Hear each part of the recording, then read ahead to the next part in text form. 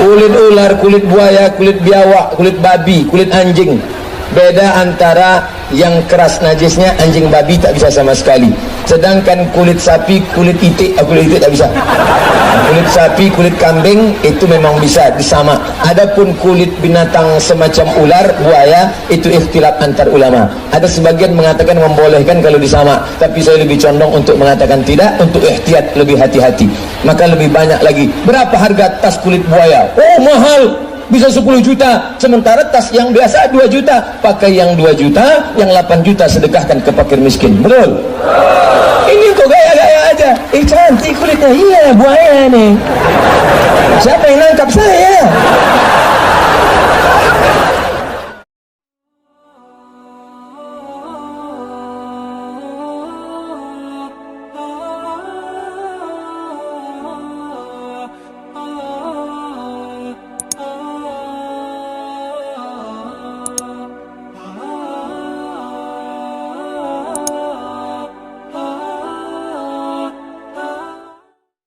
Mana menurut Ustadz tentang dosen yang suka buat janji dan mahasiswanya tapi tak ditepati?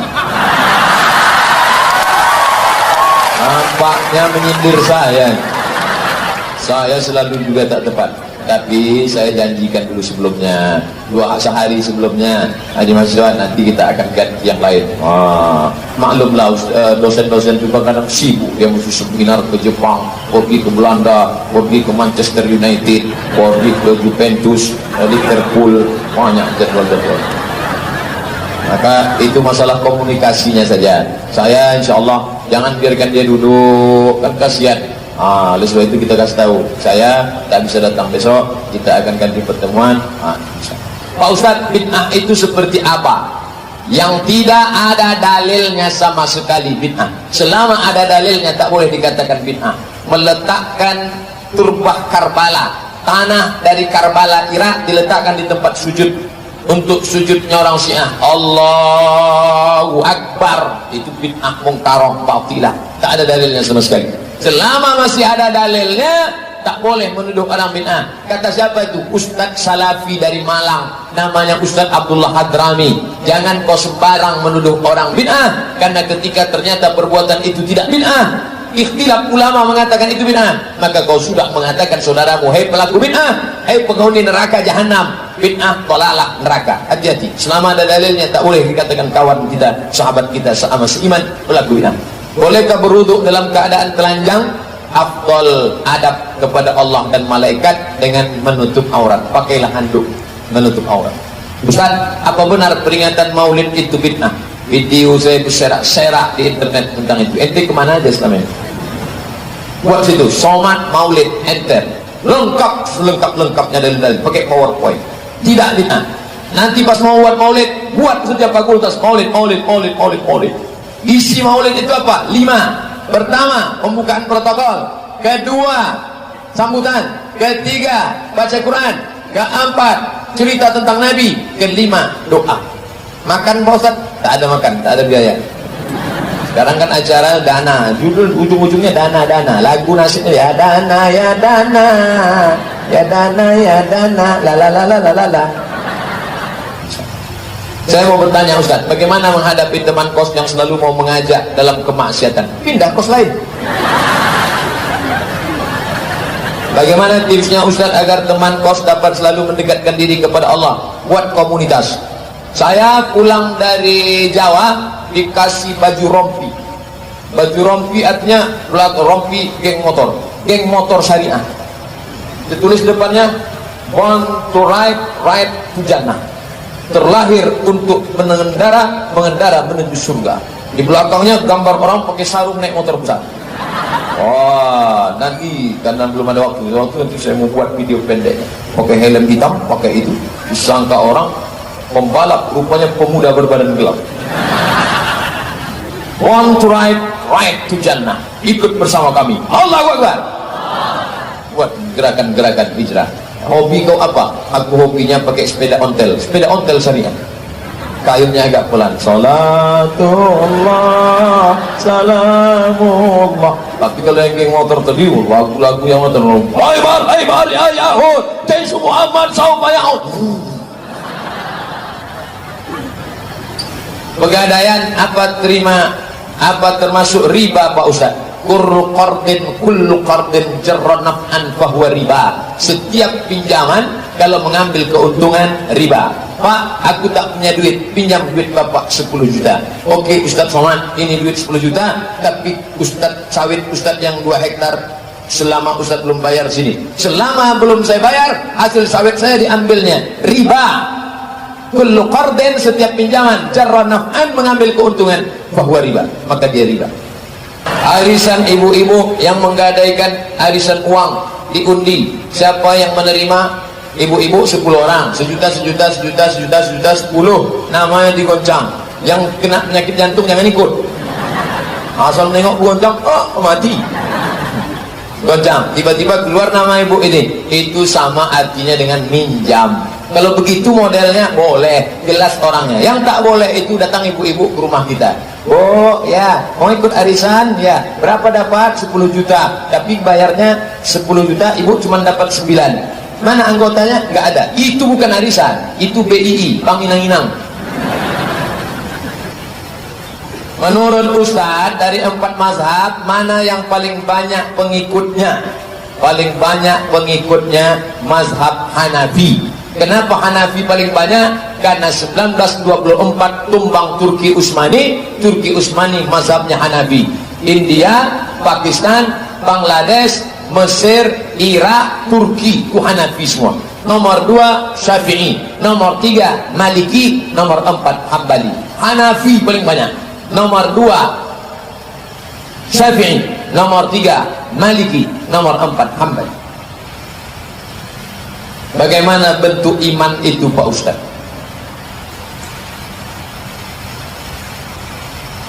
Kama sali habbah, seperti satu biji, ambatat sab'a sanabil, tumbuh 7 cabang, wa fi kulli sumbulatin mi'atu habbah, dalam satu cabang ada 100.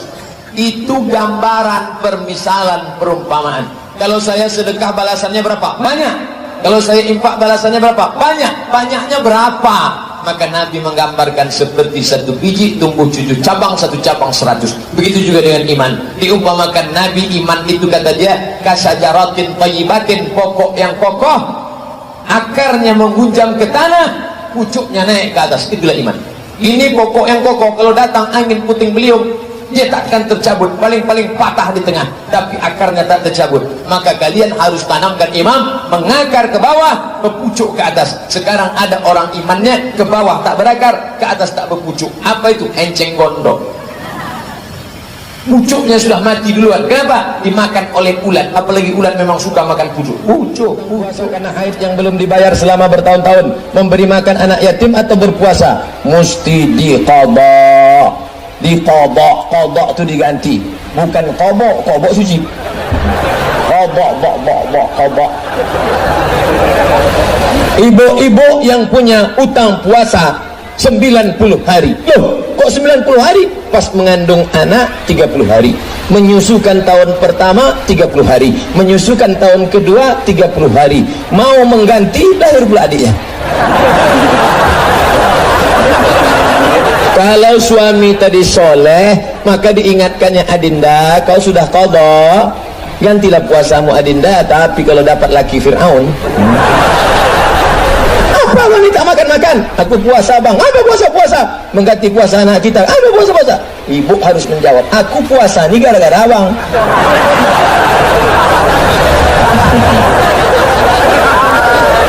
Maka mesti diganti. Cara menggantinya gimana Pak Ustadz? 1 bulan puasa 8 hari, 10 bulan berarti sudah lunas 80 hari. Senin, Kamis, Senin, Kamis, Senin, Kamis, Senin, Kamis. Sebulan 8 hari. Niatnya niat qadha. Yang niat qadha hari Senin dapat pahala puasa, qadhanya lunas, Seninnya dapat. Itulah indahnya. Oh, tak enak jadi perempuan nih Pak Ustadz ya. Indah jadi perempuan. Tapak kaki di bawah sorga, di bawah tapak kaki ibu. Belum pernah saya baca sorga di bawah tapak kaki Ustadz. Belum ada. Saya sudah mulai memperbaiki sholat saya, alhamdulillah. Namun saya belum melakukan sholat. Namun saya belum melakukan sholat taubat. Sholat taubat itu sunat, saudaraku. Apakah Bapak bersedia mengimami kami sholat taubat? Oh, bahaya nih.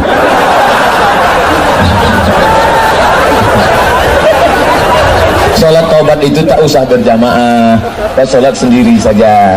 Nanti balik dari sini, kalau tak ikut pengajian di masjid, nanti malam di Masjid Agung, ya, Masjid Agung ba'da isya. Masjid Raya, Masjid Agung, Masjid Agung, datang ba'da isya.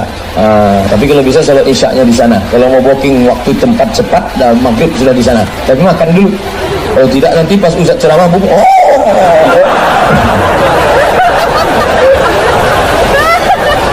Saya perwakilan dari salah satu tenaga kesehatan. Oh, dokter nih. Kesehatan, kutulisan dokter. Bagaimana hukumnya jika kami berbohong dalam menegakkan diagnosa penyakit agar BPJS pasien bisa dipakai? Karena kalau di IGD rumah sakit hanya kasus emergensi yang bisa ditangani menggunakan atau ada pengantar dari puskesmas. Karena ada dalam peraturan Permenkes. Saya tak berani menghalalkan bohong.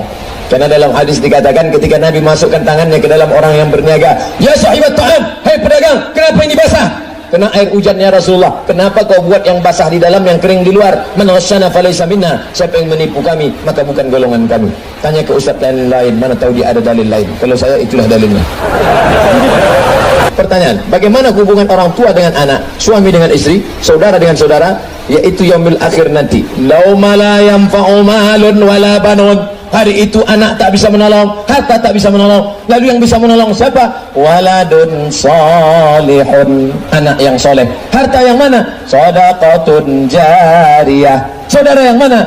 Alladzina amanu wa amilus shalihat. Yauma yafirrul mar'u min akhi, saudara kandung lari, wa ummihi, mak kandung lari, wa abi, ayah kandung lari, wa sahibatihi, istri dari suami, suami lari dari istri. Suami sudah lari dari istri, istri lari dari suami. Wabani, anak-anak pun lari. Maka jagalah yang baik-baik. Apa boleh menikah dengan wali hakim sedangkan wali kita masih hidup? Tak bisa. La nikaha, tidak sah nikah illa biwaliyin, kecuali dengan wali. Wa syahidai adlan, dan saksi yang adil. Wali pertama ayah, tak ada ayah atuk. Atuk.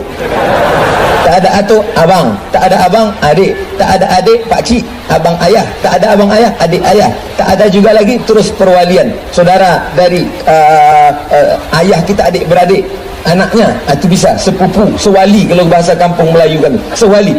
Tak juga ada sebatang kara, habis semuanya ditelan harimau. Maka walinya wali hakim. Hadisnya fasultan waliyun man la waliyalaha. Wali hakim menjadi wali bagi perempuan yang tak ada walinya. Ada orang yang tak ada wali, ada, dicampakkannya dalam kardus, letakkan tepi jalan. Namanya siapa? Binti kardus.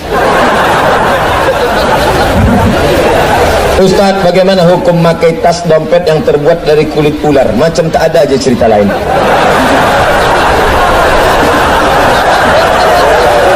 Kulit ular, kulit buaya, kulit biawak, kulit babi, kulit anjing. Beda antara yang keras najisnya, anjing babi tak bisa sama sekali. Sedangkan kulit sapi, kulit itik tak bisa. Kulit sapi, kulit kambing itu memang bisa disama. Adapun kulit binatang semacam ular, buaya, itu ikhtilaf antar ulama. Ada sebagian mengatakan membolehkan kalau disama, tapi saya lebih condong untuk mengatakan tidak, untuk ihtiyat, lebih hati-hati. Maka lebih banyak lagi. Berapa harga tas kulit buaya? Oh, mahal. Bisa 10 juta, sementara tas yang biasa 2 juta. Pakai yang 2 juta, yang 8 juta sedekahkan ke fakir miskin. Betul? Ini kok gaya-gaya aja. Cantik kulitnya. Iya, buaya nih. Siapa yang nangkap saya? Bagaimana hukumnya jika seorang anak dititipkan kepada neneknya dengan alasan ibunya yang bekerja? Apakah dosa hukumnya Pak Ustadz? Berapa banyak ibu yang awalnya bantu-bantu, lama-lama jadi pembantu? Dulu emakmu tak bisa sholat duha gara-gara menjaga kau. Dulu dia tak tahajud gara-gara kau menangis. Sekarang dia tak pengajian gara-gara anak engkau. Nenek tak pernah mengusir cucunya. Ma, aku titip anakku ya. Iya, tapi hatinya hancur. Saya tak pernah menyuruh emak saya menjaga anak saya. Saya katakan, emak mau makan apa, mau pakai baju apa, mau pakai sajadah apa, mau duit berapa, aku akan bahagiakan engkau. Jangan sampai setelah orang tua kita mati, meninggal, baru menyesal, menangis mencakar dinding. Saya kalau sudah nengok orang menangis penyesalan panjang, pasti karena menyesal. Kalau kau sudah cukup turun, mati dia, kau tak akan menangis. Air mata jatuh ke dalam.